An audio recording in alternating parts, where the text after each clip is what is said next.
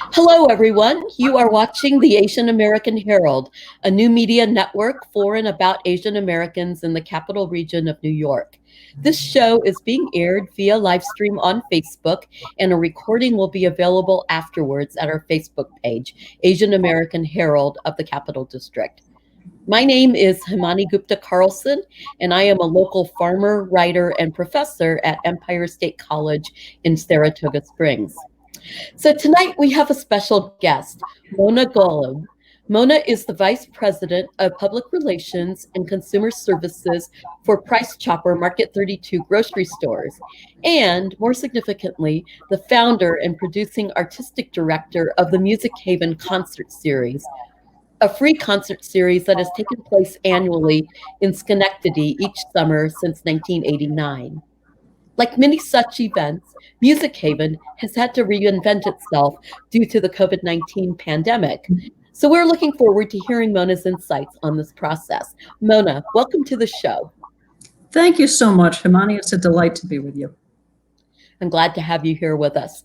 So I was actually wondering if you could start by telling us a little about Music Haven, its history, and its present status. Well, I found myself back in this area, which is where I grew up after college, and traveling to nearby metropolitan areas, New York City, Boston, Philadelphia, Montreal, to see international music. And I started to ask myself, with my penchant for this, why was this music not coming here? And that's really when my career, my hobby that's kind of become my part-time profession as a concert producer began. I started to try and figure out how I could bring those musicians to this region and how we could become a more diverse area relative to the kinds of concerts and the origins of artists who were making their way through the capital region. That's really awesome. And actually, regarding the sort of part-time career, it's sort of like a passion career, I think, as some people have referred to it. We've got our kind of professional work that we do, but we also have our passions that are also professional that we carry out on the side. Definitely a labor of love for me. Yeah, awesome. So I can imagine that the COVID-19 has impacted a worldwide series such as Music Haven in a lot of different ways. And I'm wondering if you could tell us what have been some of the most serious impacts on the series from your perspective. Well, to be honest, when the pandemic first began, beginning of March, even before New York went on pause, I truly hoped and believed that come the beginning of July, we would be back at Music Haven, that things would be normalized enough so that we could all enjoy what we've grown accustomed to enjoying together, al fresco during the summers here in the capital region, where there is such an abundance of wonderful free entertainment. As the weeks went on and as I became immersed entirely in my job with Price Chopper Market 32 and the work of being an essential business, answering to the vital needs of our community day to day, I realized that that timeline kept extending itself and that pause kept moving further and further out to the point where I knew that artists from other parts of the world were not going to be traveling. And soon national artists started canceling their tours. And we realized as a nation that we were not going to be able to enjoy large gatherings together, whether for music or sports or other forms of entertainment for a while. Yeah. So what was going through your mind? It seems to me, and you can kind of correct me if I'm wrong, that January, February are times when the Music Haven planning and organizing really starts to pick up. And that's about the time that this pandemic, or it wasn't even a pandemic yet, but this thing called coronavirus started popping up. And traveling around the world and finding its way into the United States. So, where were you traveling? What were you looking at, and kind of what was going through your mind at that time? Well, having been in the business of producing international concerts for as long as I have been, I can honestly say the planning process sometimes starts 2, 3, 4 years out. I'm dealing with agents and musicians and managers in other countries, and they plan tours not every year, maybe every other year, maybe every third year. And I want to make sure that they have the capital region of New York on their map when they begin to plan those tours. So I generally attend the largest international conference in the world, which actually takes place in New York City in January, the APAP convention for the Association of Presenters of Performing Artists. And that's where I'm able to connect with a good number of the people that I've dealt with before, and meet new producers and musicians and agents and begin to connect ties for what may be a year and a half later, 2.5 years later, and so forth. So in truth, the roster that I had scheduled for Music Haven in 2020 was pretty well put together by January, February of this year. It was just beginning to tie the bows on the special guests who opened for the headline artists. And one by one, I got notice that these artists were not going to be touring. So I realized that there was not going to be an international season at Music Haven. Really started in February. Wow, that's pretty incredible. I'm curious if you had heard from any of the musicians personally, like if you knew them and they, what they might have been telling you or expressing to you. And I don't want to have you divulge anything that you shouldn't divulge, but just I'm wondering about the emotional response. What were they feeling at that time? This is a business that's very personal. So it's about relationships. The relationships with managers and agents is all about the talented artists who we care about, whose music we want to bring to the ears of other people. So I think heartbreak and disappointment is really where a lot of the emotion was. Certainly I was feeling that from my end as well, recognizing fully that many, if not all of the artists who were booked to come to Music Haven this summer will likely come to Music Haven in years to come. So those conversations are live. Schedules and tours are being planned for summer of 2021, or maybe I might bring them to the Passport series that I co-produce with Proctor's during the year in between summers in 2021 or 2022. So the possibilities are there, but the plans that had been laid, we realized were not going to come through. So we cried on each other's shoulders and talked about future plans, but realized that the summer of 2020 was simply not to be. And for you, this is also a labor of love, as you've mentioned, and it's very personal for you as well. So how were you, kind of what were you thinking? How were you reacting? Well, reality unfurled in front of me. I was having live conversations and Zoom conversations with agents in Europe and in Asia and in Africa as certain travel plans were being canceled. Some of them proactively, some of them involuntarily, because certain countries were being shut off to the United States or the United States to them. And it became really a quagmire in that I do promote regional artists as special guests that open the shows for the international headliners, but predominantly I'm bringing in international headliners, folks who are stars where they come from, whose music may not yet have been heard here. So it's not as easy to replace the concerts. There's a certain brand that we have at Music Haven. We say we travel the world one concert at a time and create experiences around the music.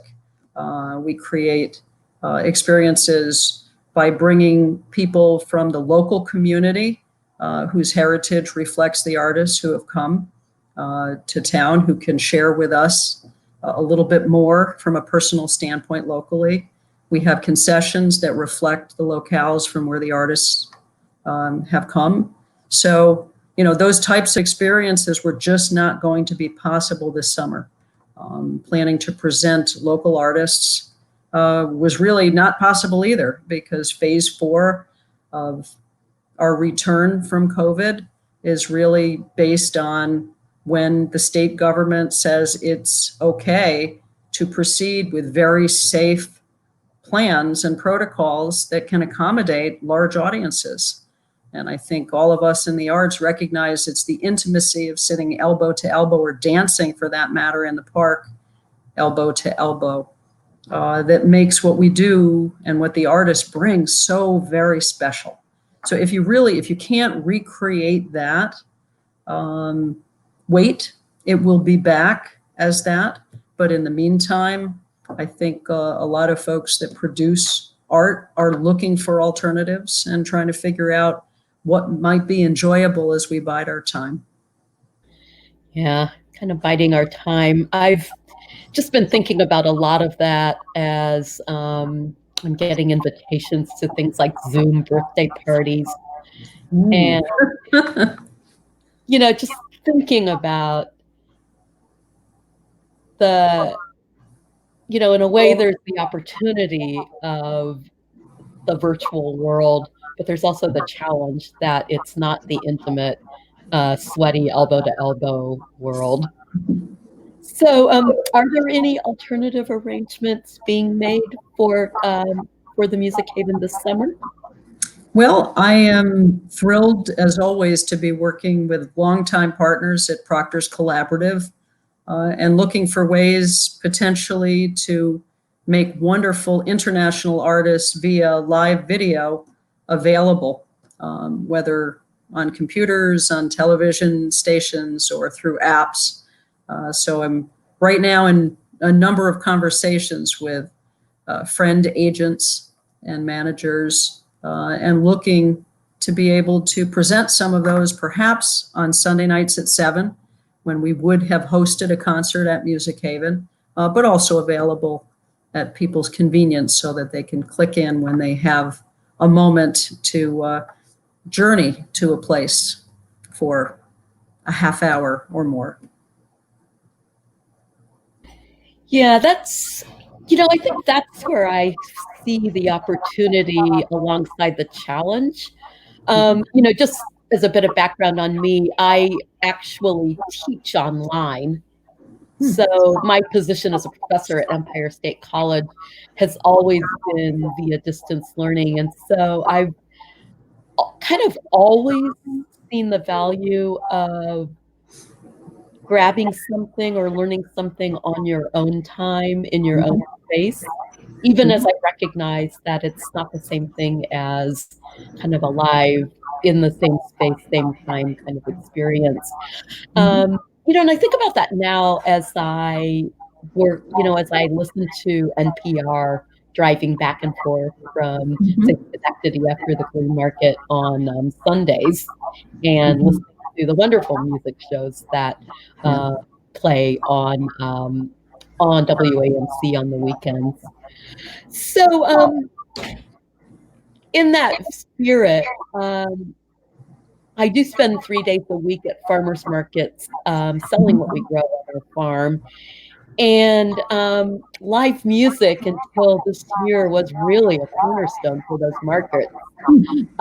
It was a way that the markets created community. It was a way that we drew people in. It was a way that we could support local musicians and provide them with a little bit exposure, income, and all sorts of things. And that's all gone because the farmers market as also kind of like an essential service has really become a place where you go to get your goods.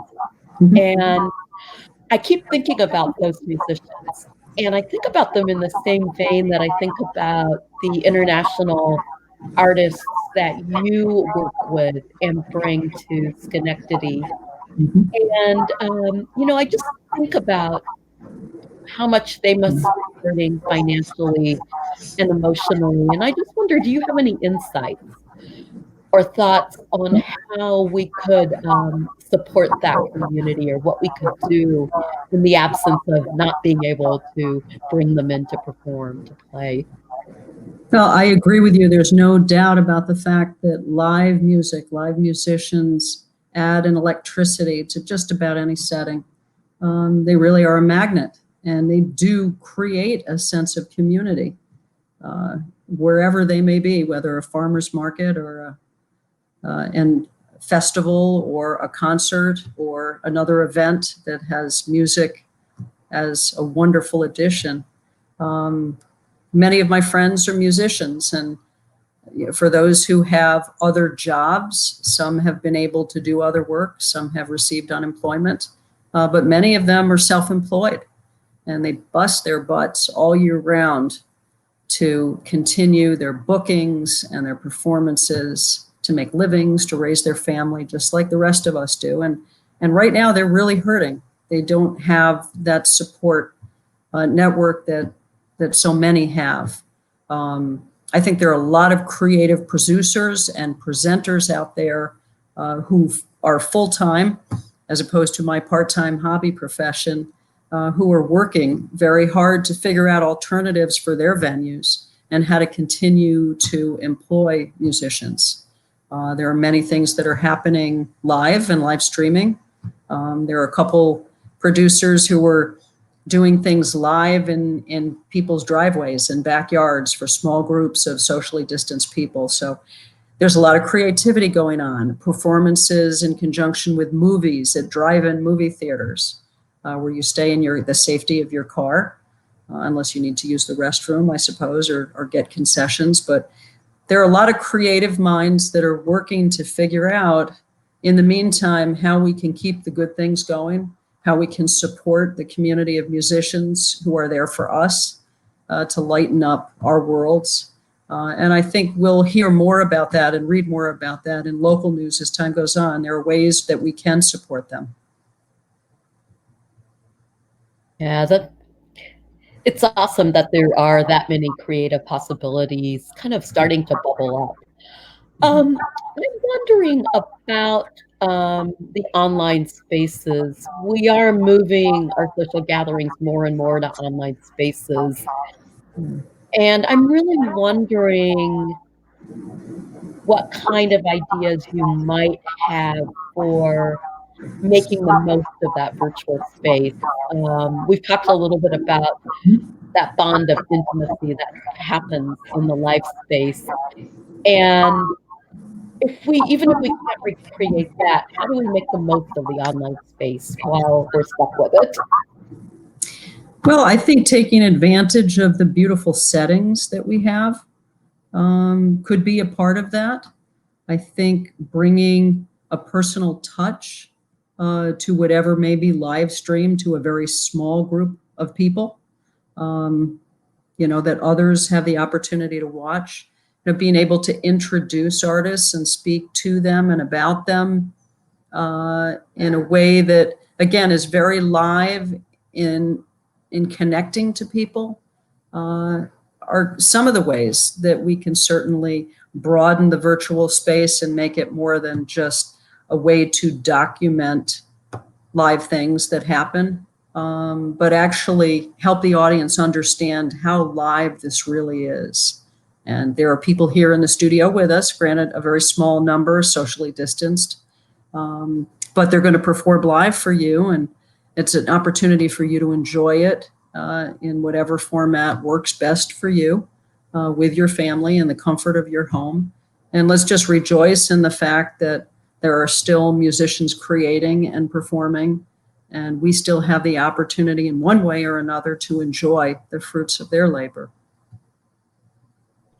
Yeah, it's There was something you said earlier about kind of the education that comes with bringing these people, these individuals who are stars in their nations and in their genres to, to a space like Central Park in Schenectady, and then adding onto that individuals who come from those areas, food that represents that area, and just kind of making the concert an educational experience.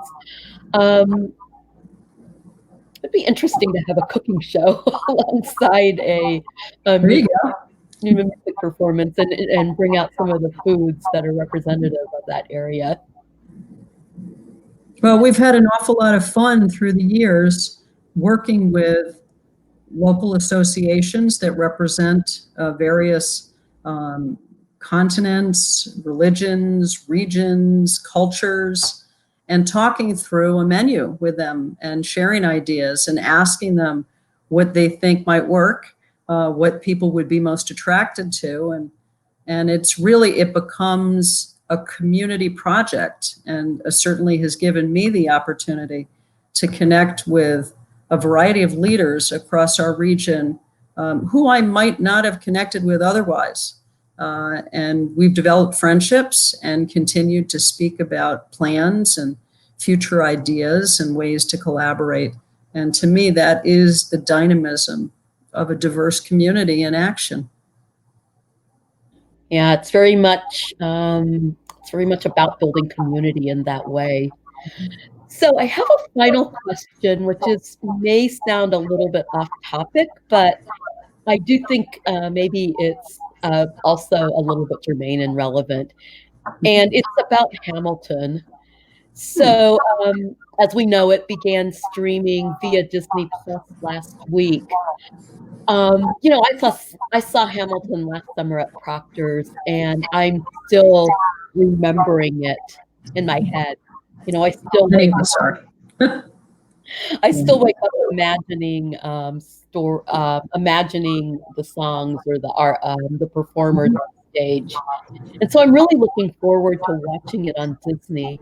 And I'm also looking forward to incorporating it into US history courses I'll be teaching this fall. So I'm wondering, Hamilton live streaming now, what might that teach us about the current pandemic and our responses? Not just in terms of the content of the musical, but also the way that it's being made accessible to such a wide audience. Well, I think, and I enjoyed Hamilton as well. It's a good thing, otherwise I wouldn't be able to add thoughts to in response to your question. Hamilton is a very bold, beautiful musical that really broadens our perspective in a lot of ways. It's a tale of much history, but it's told through today's voices. And in that respect, it's more culturally well-rounded and broader in its approach to musical styles and ideas. And I think, when Lin-Manuel Miranda set out to create Hamilton, he realized he had a kernel of history that he wanted to unfurl. But the way that he chose to do that is just dynamic. And it teaches us, as my friend Taina Asili of the Banda Rebelde out of Albany, this fabulous salsa plus band here, resilience. We try, we work, we learn, we endeavor to create that which hasn't been created before. We bushwhack, we figure out how to deal with problems. There's no manual to tell us our way through everything. At some point in history, we've all figured out how to get through something that has never been before. That's part of what keeps us going and keeps us learning and reading and listening to each other and trying to figure out, as I say this, as the world turns soap opera that we've been living in for the last few months. So I think there's a lot to be said about the approach that Hamilton takes to bring history forward so that we can learn from it. And I think that's a good precedent to set. And I hope that so many more people who may not have seen it in a theater get the opportunity and take the opportunity to see it on Disney Plus, because it's dynamic and it's inspiring and it's patriotic, and it leaves us thinking and wondering, was everything captured? How did I feel about that? What was really special about that? And that's what art should do. It should make us feel, and it should make us think, and it should make us talk with each other and figure out our world and where we go from here. Yeah. I have to say, one of my research interests is hip hop, community-based hip hop, actually. And Thomas Jefferson, I will never think of him in the same way again after seeing the Thomas Jefferson that was on stage at Proctor during Hamilton. It was just such a totally appropriate, but also just such a different kind of twist on that man's personality. It blew my mind, among the others, but that one just really stood out for me. Well, the stuffiness we always, I think, we're taught around American history really just kind of went out the window. Yeah, as it should have. Yeah. So we have just a couple minutes left, and I was wondering if there was anything else that you would like to say before we sign off for the evening. Well, I think it's wonderful that you've begun to coordinate the Asian American Herald. I'm very pleased to have been asked to join you tonight and speak about a few things in which I'm involved. But I think it's just wonderful to be able to do the kind of outreach that obviously you and your cohorts are doing during this time when people are at home a little bit more, and their ears and eyes may be a little bit more open as well, as they're not just so busy racing from thing to thing out there in the community. But good opportunity for us to share with each other and listen and learn and think. Yeah. This show has been an idea of the founder of the Asian American Herald for about 2 years, but it really took the pandemic to make it a reality because of all of what you said. And I feel really honored to be a part of it, to have been invited to be a part of it, because it's given me such a great opportunity to leave the confines of my life in kind of Saratoga and see what else is out there in the 7 or 8 counties that comprise the capital region. So it's been a real exciting and educational experience. And so I thank you for joining us and being a part of that. And I hope we can have you back at some point in the future. And I hope to see you in the park at some point in the future. Thank you so much. Absolutely. So thank you, everyone, for joining us this evening for our weekly Asian American Herald show. I'm Himani Gupta Carlson, and our guest has been Mona Golub, founder and producing artistic director of the Music Haven Concert Series. The Asian American Herald is a Facebook-based news media outlet dedicated to discussing topics and building community among Asian Americans in the capital region. Please send us your story ideas and look for the recording of this show on our Facebook page. Have a good evening, and thank you again.